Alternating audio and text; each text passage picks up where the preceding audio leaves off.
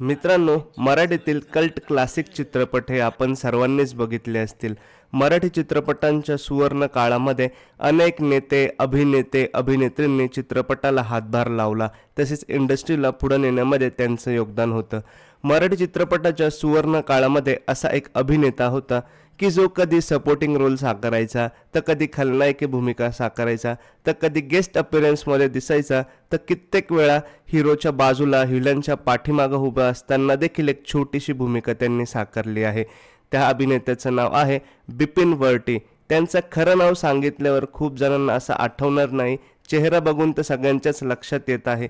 खरं तर ते म्हणजेच आपल्या सर्वांचा लाडका झपाटलेल्या चित्रपटामधील कुबड्या खबीस। आता आपल्या सगळ्यांच्या लक्षात आलं असेल की मी कोणाविषयी बोलतो आहे। हो मित्रांनो, माझा छकुला या चित्रपटामध्ये त्यांनी गिधाड ही भूमिका साकारली होती। त्यांची गिधाड आणि कुबड्या खबीस या दोन भूमिका प्रचंड गाजल्या होत्या। मराठी चित्रपटांमध्ये अनेक वेगवेगळ्या प्रकारच्या सर्वोत्तम भूमिका साकारणारे बिपिन वर्टी यांचा आज आपण जीवन प्रवास जाणून घेणार आहोत। बिपिन वर्टी यांनी खूप कमी कालावधीतच या जगाचा निरोप घेतला होता। त्यांच्याविषयी फार कमी लोकांना माहित आहे। आजच्या व्हिडिओमध्ये आपण त्यांचा संपूर्ण जीवन प्रवास उलगडणार आहोत। त्याच पद्धतीने त्यांचा मृत्यू कसा झाला आणि काय होतं कारण या सगळ्या गोष्टी आजच्या व्हिडिओमध्ये मी सांगणार आहे। नमस्कार मित्रांनो, माझं नाव आहे गणेश। तुम्ही बघता इन्फॉर्मेटिव्ह गणाजी। मराठी भाषेतील वेगवेगळ्या विषयांची माहिती जाणून घेण्यासाठी वरती आय बटनवर मी काय व्हिडिओ दिलेले आहे ते नक्की बघा आणि आपला आजचा व्हिडिओ आवडला असल्यास आपल्या व्हिडिओला लाईक आणि चॅनलला सबस्क्राइब देखील करा। बिपिन वर्टी सचिन पिळगावकर यांचं वय देखील सेम होतं आणि सगळ्यात महत्त्वाची गोष्ट ही खूप कमी जणांना माहित आहे की बिपिन वर्टी हे सचिन पिळगावकर सरांचे हे सख्खे आतेभाऊ होते। बिपिन वर्टी यांनी 1982 सालापासून मराठी चित्रपट सृष्टीमध्ये काम करण्यास सुरुवात केली। अत्यंत छोट्या भूमिका त्यांनी साकारायला सुरुवात केली। कधी हिरोच्या पाठीमागं, कधी व्हिलनच्या पाठीमागं, कधी एक वाट सरू म्हणून अशा वेगवेगळ्या भूमिका साकारत असताना हळूहळू मजल दर मजल करत ते सहाय्यक अभिनेत्यापर्यंत पोहोचले आणि त्यानंतर अनेक चित्रपटांमध्ये त्यांनी मुख्य विलनची देखील भूमिका साकारलेली आहे। बिपिन वर्टी हे एकेकाळी सहाय्यक अभिनेते होते, त्यानंतर ते निर्माते आणि दिग्दर्शक झाले। बिपिन वर्टी यांचं सचिन यांच्याशी अत्यंत जवळचं नातं होतं। सचिन यांचे ते सख्खे आतेभाऊ होते, पण त्यांचा बॉन्ड हा सख्ख्या भावंडांपेक्षाही अधिक घट्ट होता। त्या दोघांचा जन्म एकाच वर्षी झाला होता। त्या दोघांमध्ये 7 महिन्याचं अंतर होतं आणि ते एकत्रच राहत होते, त्यामुळे ते लहानपणापासून एकमेकांचे खूप चांगले मित्र झाले। पण नियतीच्या मनात काहीतरी वेगळंच होतं। सचिन बाल कलाकार म्हणून नावारूपाला आले, त्यानंतर त्यांनी मराठी सिनेविश्वात स्वतःची ओळख बनवली। सचिन यांची प्रसिद्धी पाहून बिपिनही मराठी इंडस्ट्रीमध्ये काम करू लागले। सचिन यांच्या वडिलांच्या चित्रपट संस्थेत ते काम करायचे आणि सचिन यांच्या वडिलांना मदत देखील करायचे। पुढे त्यांनी सचिन यांच्या मदतीने मायबाप हा सिनेमा बनवला। त्यासाठी त्यांनी प्रथमेश फिल्म ही कंपनी स्थापन केली, पण सिनेमा पूर्ण व्हायच्या आतच काही कारणांमुळे सचिन यांचा त्यांच्याशी व्यावसायिक वाद झाला। खरा वारसदार या सिनेमापासून बिपिन यांनी सिनेमाचं दिग्दर्शन करायला सुरुवात केली। या सिनेमात त्यांना सचिन यांनी मदत केली होती, पण सचिन यांचं नाव टायटल्समध्ये आणि क्रेडिट्समध्ये टाकलं तर लोकांना वाटेल की ही सचिनचीच फिल्म आहे। या गैरसमजातून त्यांनी सचिन यांच्या नावाचा सिनेमात उल्लेख देखील केला नाही। त्यानंतर काही कारणांमुळे त्यांचे आर्थिक वादही झाले। तरीही सचिन यांच्या अशीही बनवाबनवी, भूताचा भाऊ, आत्मविश्वास, गम्मत जम्मत या सिनेमात त्यांनी काम केलं।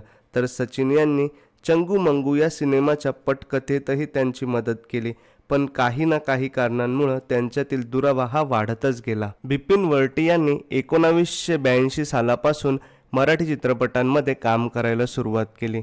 मायबाप या चित्रपटापासून त्यांनी मराठी चित्रपटसृष्टीत पदार्पण केले। मायबाप या चित्रपटामध्ये त्यांनी विनोद ही व्यक्तिरेखा साकारली होती।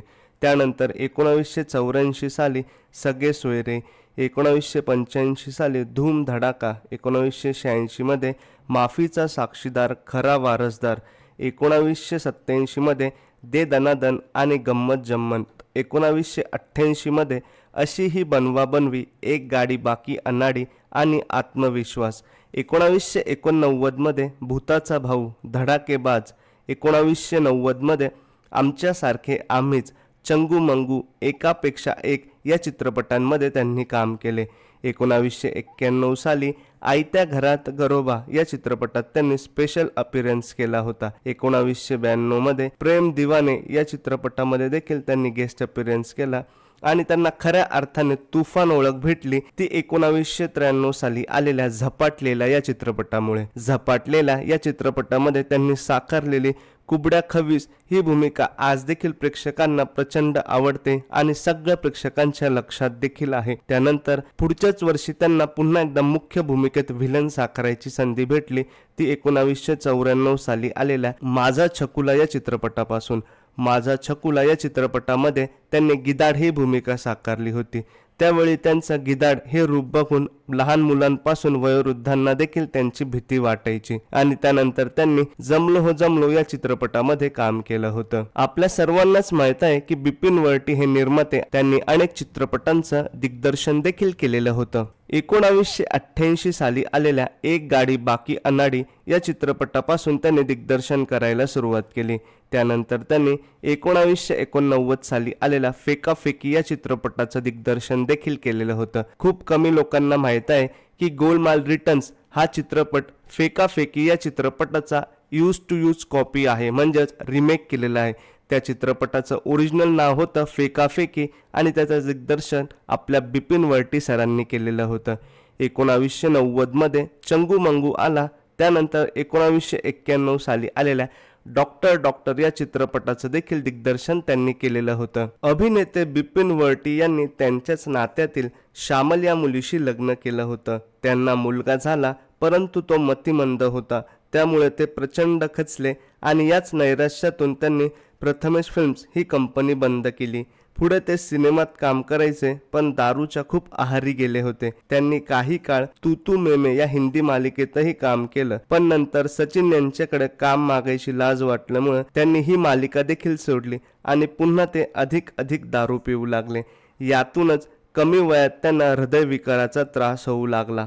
या संपूर्ण घटनेचा उल्लेख सचिन पिळगावकर यांनी आपल्या आत्मचरित्र या पुस्तकामध्ये केलेला आहे. बिपिन यांनी त्यांच्या कारकिर्दीमध्ये अनेक सिनेमांची निर्मिती आणि दिग्दर्शन केलं, पण त्यांनी साकारलेली भूमिका देखील खूप गाजल्या. त्यांनी साकारलेली कवट्या महाकाळ ही भूमिका देखील खूप गाजली होती. हो मित्रांनो, कवट्या महाकाळ ही भूमिका एकाच वेळी 7 जणांनी साकारली होती, परंतु त्या भूमिकेला पूर्णपणे आवाज दिला तो बिपिन वरटी सरांनीच दिलेला होता. 1996 साली बिपिन वरटी सरांना हृदयविकाराचा झटका आला आणि त्यातच त्यांचा मृत्यू झाला.